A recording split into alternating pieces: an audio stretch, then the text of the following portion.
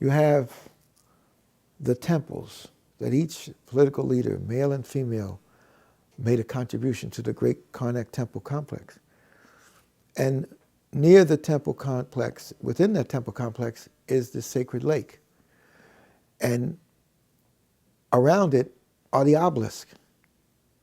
So you almost have an inspiration for the mirrored pool that is before the Washington Monument in the Nile Valley. Then near the mirrored pool and the symbol of the obelisk, or the Tekhen, is a pillar temple at the other end of the Washington Monument. So you have the Capitol, you have the Washington Monument, and then you have the Lincoln Memorial. The Lincoln Memorial is a pillar temple. Now people would say, well, yes, Dr. Jeffries, but that's a pillar temple inspired by the Greeks' temple on the Parthenon and the Acropolis. But if you look at what inspired the Greek temple on the Parthenon, in other words, on the Acropolis in Athens, Greece, was the Parthenon, and they built this pillared temple to the goddess Athena, but it really was dedicated to the Greek warrior, the Greek male warriors, and their victory over the Persians at Marathon at about 490 BC. And so 450 BC, they built this temple.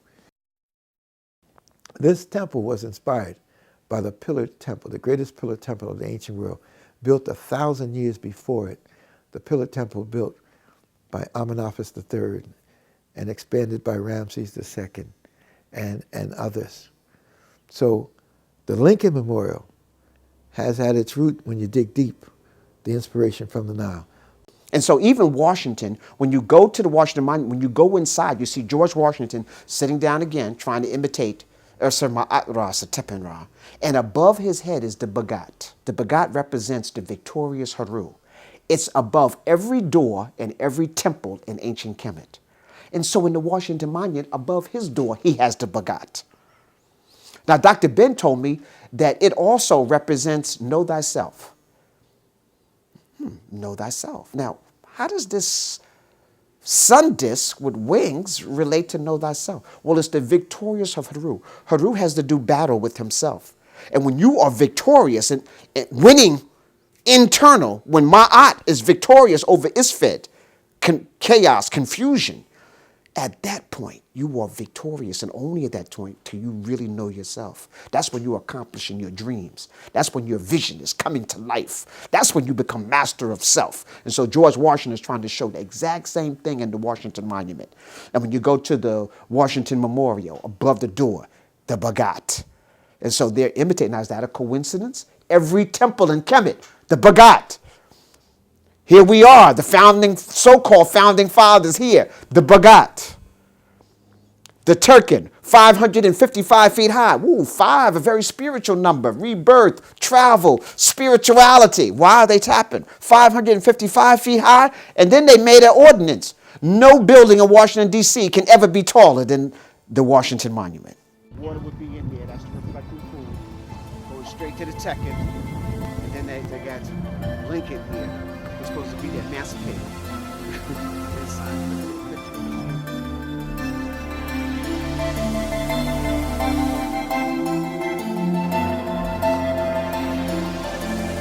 Now, that he's trying to imitate.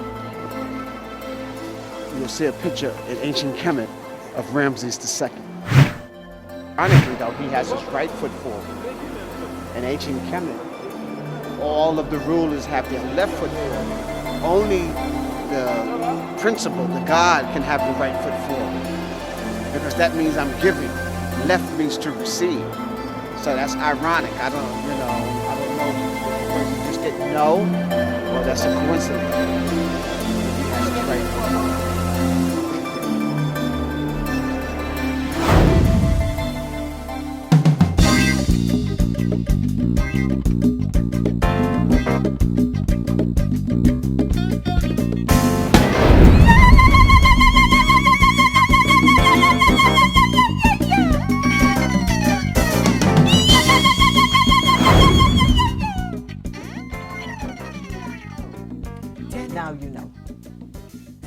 Now you've seen evidence of our greatness that you didn't even know was there in America, in Washington, all over the country, all over Europe, all over the world. We are there. So now you know to look, you know how to find it. You've heard the words of some of our great teachers here. Dr. Leonard Jeffries, Mfundishi, Brother Taki. There's a saying that if you don't use what you have, if you abuse it, Mother Nature says you will lose it. Are we going to lose our story? We can't lose our story. It's been under attack for years, but now we have to bring it back, and it's up to us to do that. All the peoples of the world learn and tell their family stories. It's natural for humans to do. I don't know if other creatures learn and tell their stories, but I suspect even they do too. All the peoples of the world tell about their homeland, tell their children what the great creator and ancestors have done, what they have envisioned, inspired, developed, the great battles they fought, the great victories they won. Then the children understand and can clearly see who and what they are and what their contribution should be. That's why all the peoples of the world tell their family stories. That's how they pass on their legacy. That's what we're doing here. The legacy. We are perception changers. We are rearrangers. We are mind devourers. We are problem solvers. We are beast eaters. We are soul excreters. We are void fillers and bile spillers. We are thought warmers, plan formers, power orchestrators, and tongue translators. We are keeping on keepers, reaping on reapers, co-op stoppers, and cover droppers. We are deluder polluters, slave pin looters, rip-off rippers, strung-out clippers, bougie smashers, Oreo thrashers, consciousness raisers, goods appraisers. We are life force sharers. We are gree wearers. We are cosmos lookers. We are iron pot cookers. We are the mothers and fathers of humankind. And what are you going to do now that you know that? Great story. Your family story is the emotional anchor that keeps you from drifting in life. Your family story is the intellectual compass that points the way to go in life. Your family story is the spiritual engine that holds the power that takes you forward. So now that you know, now that you've seen the evidence, the great teachers have laid it out in front of you, verbally and symbolically, and in the sculpture, in stone, you've seen it. What are you going to do? What are you going to do? You must tell it. You must tell it to the east, tell it to the west, tell it to the ones that you love the best, tell it to the north. Tell it to the South. Tell it to the whole world what it's all about. Tell it to the young. Tell it to the old. Because everyone grows when our family story is told. Tell it to the good folk. Tell it to the bad. Make the good folk happy. Make the bad folks sad. That's all right. Tell it. The greatest story ever told. The greatest story ever lived. The African story. That word put together, before Egypt became Egypt, that word was moving up into Egypt from the south.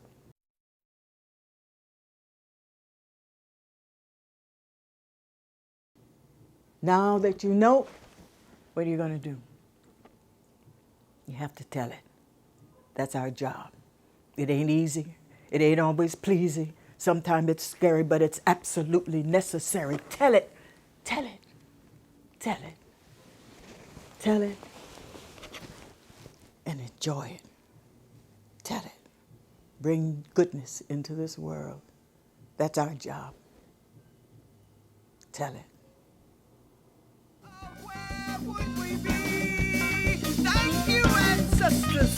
Thank you. Now, I must first thank my immediate family, those whose names I remember those whose names I don't even know, but I felt their strength. I must thank first my great-grandmother, Rebecca, who was an enslaved person here in this land, and who, after the Civil War, traveled, was called to travel across Alabama by the people of that community, those formerly enslaved, who called her to help them heal, to help them see their way through. Yes, they all felt the need for that old strength, and she traveled.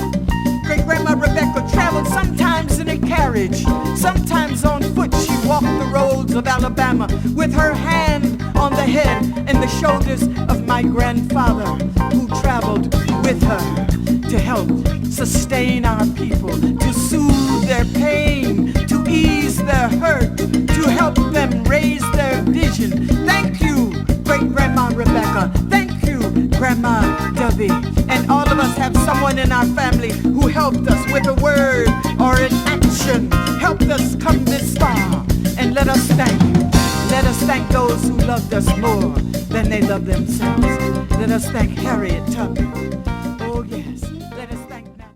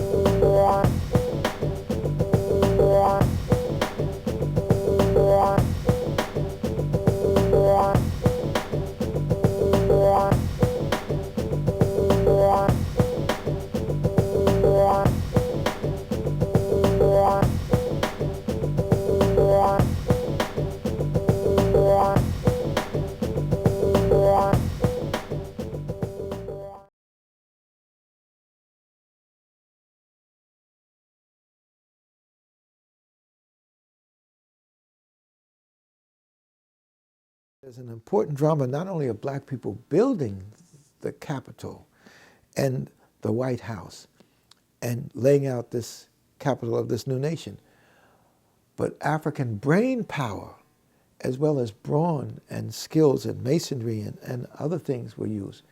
So in all of my history, the history books I've read, there's never been a mention in a serious way of the role of black people in the building of this nation. There never has been a serious mention of the role of black troops.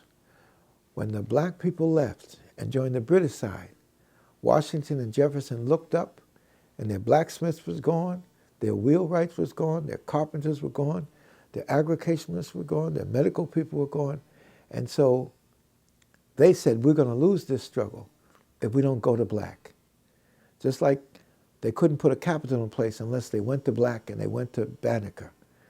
And so Washington and Jefferson and the other so-called founding fathers went to black, and they agreed to put a critical mass of 5,000 black men in the Constitutional Army of the United States.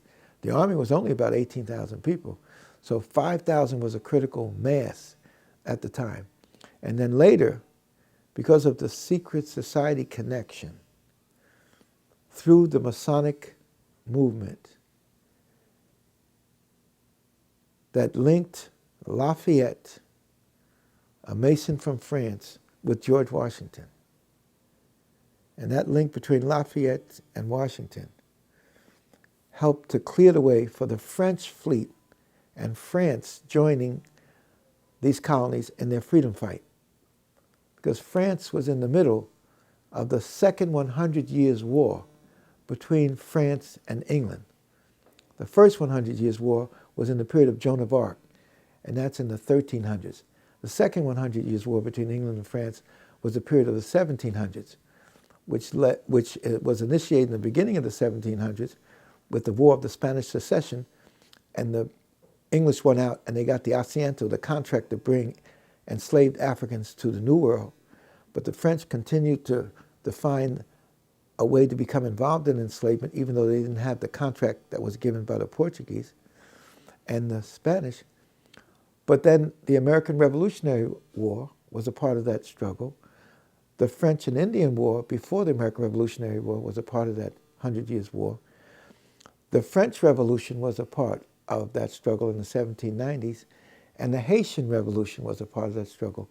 And the last part of that 100 Years' War struggle was the Napoleonic Wars in 1815, when the British General Wellington, the British leader Wellington, defeated Napoleon, and the shift of power shifted in the British hands as opposed to the French.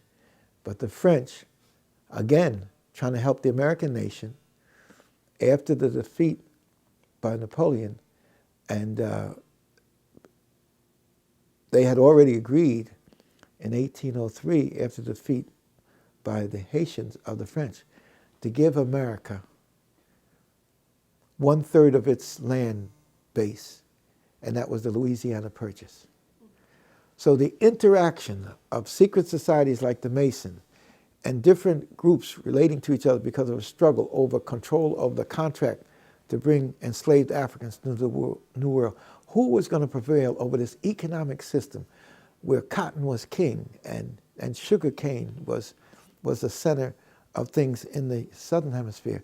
So the struggle that you see is much deeper when you can take away the layers and get to key players and key activities. And so Washington cannot just be seen as a monument and a capital and great buildings. There's a great human drama that needs to be told.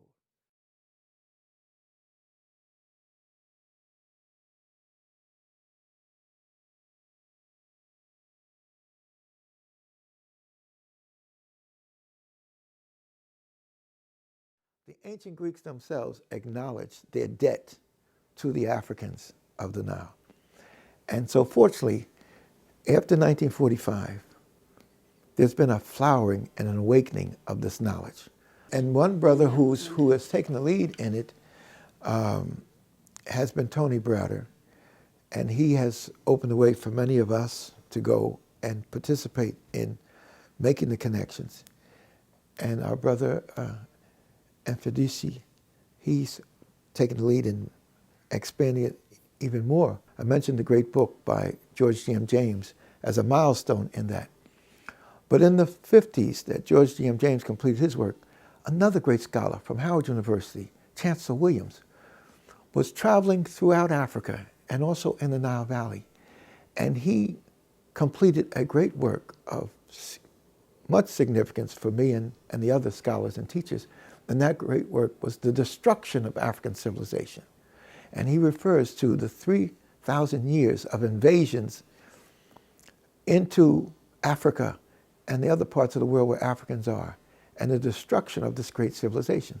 But Chancellor Williams laid down clearly that the cultures and civilizations of the Nile Valley had an African origin, a southern origin from the continent. And then his work was followed by others who followed him. An elder, John G. Jackson. In the 50s and 60s, he was with Dr. John Henry Clark in the Harlem History Club. And eventually he published his great work, Introduction to African Civilization.